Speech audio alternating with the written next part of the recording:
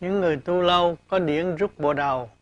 Mỗi buổi sáng 5-6 giờ sáng phải ra giữa trời, chú ý trung tim bộ đầu, hít một hơi một, từ lỗ mũi xuống bụng hít một hơi một, làm 3 lần như vậy là được rồi.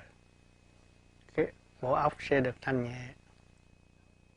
Mỗi ngày từ 6 giờ tối đến 10 giờ tối chúng ta phải dành thì giờ để niệm bát chánh. Niệm bát chánh phải niệm cách sao? Những người có điển rồi mới niệm được. Là cái ý để đây, bắt đầu từ đây. Nam Mô A Di Đà Phật, cuối cùng nó ở đây. Nam Mô A Di Đà Phật, cuối cùng ở đây. Nam Mô A Di Đà Phật, cuối cùng ở đây.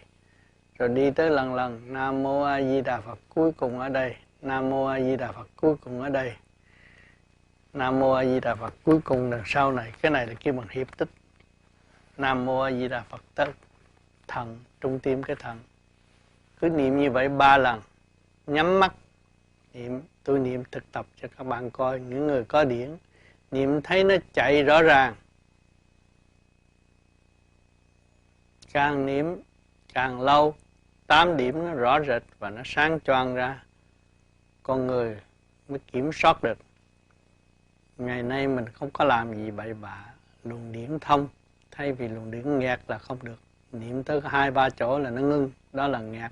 Lo chuyện đời nhiều quá thì chúng ta phải nên bỏ, ăn năn sám hối và bỏ, niệm lại thì tự nhiên nó sẽ thông và sáng. Khi sáng rồi con người thanh nhẹ, không nói bậy bạ được, nói đâu cũng là triết lý để dẫn dắt đời tiến hóa. Đây là phương pháp niệm bát chánh sau những giờ thiền. Thanh tịnh có điển rồi phải dùng cái bát chánh để tự kiểm soát lấy mình. Cái ý niệm là Nam khởi đầu từ đây, Mô A Di Đà Phật cuối cùng ở đây. Nam Mô A Di Đà Phật cuối cùng ở đây. Nam Mô A Di Đà Phật cuối cùng ở đây. Nam Mô A Di Đà Phật lên đây. Nam Mô A Di Đà Phật. Nam Mô A Di Đà Phật trong ngọc chẩm. Nam Mô A Di Đà Phật tới hiệp tích. Nam Mô A Di Đà Phật tới chỗ thân thủy, là 8 chỗ. Thì mỗi ngày từ 6 giờ tới 10 giờ tối rảnh ngồi chỉ niệm 3 lần, dẫn cái luồng điển nó chạy. Mà sau có công phu thanh nhẹ mới làm được. Người mới công phu không có thể làm được. Công phu thiền lâu nó có luồng điển mới dẫn nó đi có đường lối, tự kiểm soát hành động mình. Người tu lâu niệm là nó phải bừng sáng hết. 8 điểm đó nó sẽ bật sáng tùy theo trình độ tiến hóa. Càng ngày càng sáng, càng thanh nhẹ. Và mất cái ánh sáng đó là con người nó bực bội. Thì con người phải có sống, có phương pháp tự kiểm soát mình. Nếu mà không làm được những cái việc này là không bao giờ kiểm soát mình được. Hành động dễ sai lắm. Tu này là có cái phương pháp tự kiểm soát sự tiến hóa của phần hồn. Mất ánh sáng đó là không được. Động. Sau bữa ăn, chúng ta phải thành tâm. Vì khi chúng ta ăn, nhờ vạn linh đóng góp, cơ tạng mới được phát triển. Thì luồng điển ấy chúng ta hướng tâm để cầu nguyện. Ý niệm, chứ không nói ra miệng. Ý niệm phải học thuộc lòng mấy câu này. Nam Mô Bát Nhã Ma La Mật Đa. Sắc bất thì không, không bất thì sắc. Thời nhất kiến ngũ quẩn giai không.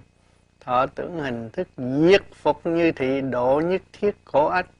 Thì cái luồng điển nó mới đi lên như bộ đầu. Những người tu lâu thì có điển trên bộ đầu, nên dẫn tiến phần điển đi lên cao hơn, nhẹ hơn, có cơ hội giải thoát vạn linh đồng tiến với chúng ta. Thì chúng ta mới sẽ mở được thức hòa đồng thanh nhẹ. Cầu nguyện sau bữa ăn là đúng đường đồng dẫn tiến. Trước bữa ăn cầu nguyện là ý lại thôi, chứ không có làm gì được gì hết. Chúng ta gánh vác, chúng ta giải tiến mới là chân chánh. Trong ý niệm Nam Mô Bát Nhã Ma La Mật Đa là nước miếng chúng ta chuyển chạy và rút tiến lên trên khối óc, tiến hóa đi lên. Nam Mô Bát Nhã Ma La Mật Đa. Sắc bất thì không, không bất thì sắc.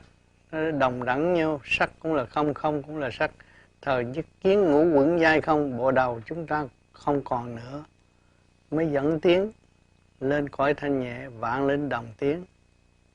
Thời chức kiến ngũ uẩn giai không, thọ tưởng hình thức diệt phục ni thị, tất cả đều đồng tu như chính phần hồn đang tiến hóa. Nam mô A Di Đà Phật. 3 lần vậy. Rồi xa nghĩ. Những người có kiến vô vi có thể lạy trước kiến vô vi. Một lạy báo hiếu cho cha, một lạy báo hiếu cho mẹ, và luôn tiện làm cho tất cả những thần kinh được hoạt động lại. Máu huyết điều hòa sau khi lạy, mỗi lần lạy 50 lần. Khỏe mạnh, tim, gan tốt.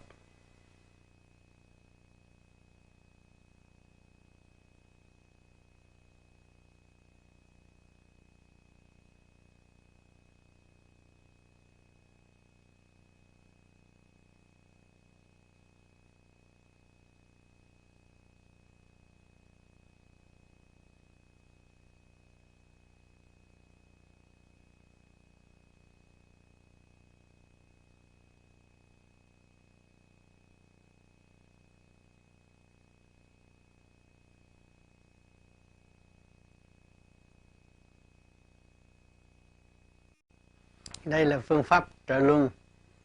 Mỗi ngày có thiền không thiền cũng có thể tập, cũng như môn thể thao làm cho điều hòa máu huyết. Hạng nhất là bệnh trĩ, bệnh cao máu rồi có thể tự trị được. Ngừa được. Khi ta đứng thẳng, tay thả lỏng và mấy ngón chân co lại. Co lại đứng thẳng như thế này. Tay đưa lên nhẹ nhẹ, kéo xuống cho thiệt hết cuối cùng. Cũng có lưỡi răng kề răng làm như vậy.